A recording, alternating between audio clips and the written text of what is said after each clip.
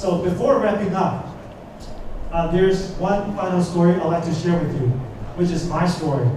Once upon a time, when I first came into the council, I was 24. And when I was 24, I was really into hip-hop music. And back in the times, Eminem was still a big deal. And he had a #1 single, and he goes, "You better lose yourself in the music the moment you want it. You better never let it go. You only get one shot, do not miss your chance to blow. This opportunity comes once in a lifetime. You better lose yourself in the music." Something like that.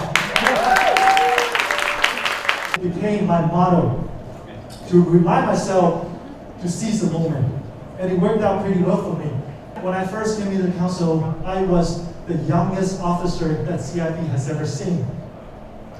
Then I worked really hard, and I got promoted very quickly.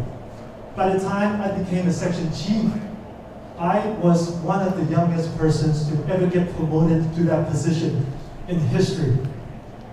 Those were the good old days. I was young, my hair was strong, I felt unstoppable.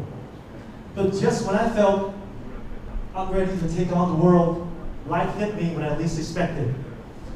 About 3 years ago, I was diagnosed with cancer.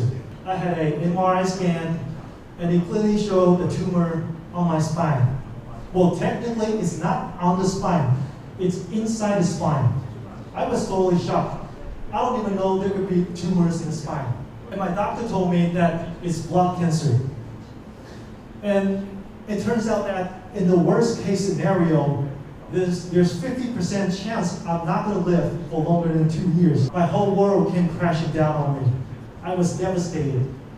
I mean, I was not afraid to die per se, but I had no idea how to tell my kids everything I thought I had the next 30 years to tell them in just 2 years. I was not ready to say goodbye to my family. And those were the darkest days of my life. Under the shadows of fears and frustration and anger, I started doing chemotherapy. And chemo made me so sick. I lost all my hair. Sometimes I was even too weak to get out of bed. A few months later, I had a biopsy, which is that they stick a giant needle onto my back, piercing through the skin all the way to the bone marrow, and they took a few cells out of the tumor. My doctor reviewed the tumor, and he got really excited because it turns out to be a rare form of blood cancer that can be controlled by surgery. I had the surgery, and I'm fine now.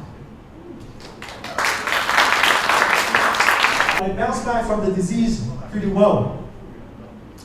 Because for me, knowing that death is so close is the most important thing to remind me to make smarter choices in life. My whole lifestyle changed. I started eating better, eating a lot more vegetable, drinking a lot more water. I stopped smoking. And I want to say I stopped drinking, but I didn't. So let's just say I stopped drinking too much. I also started training again. Just last year, I finished my first Spartan race. Spartan race is one of the most physically challenging races in the world, where the runners not only have to do the miles, but also have to overcome a lot of barriers and obstacles and lift really heavy weights to complete the race.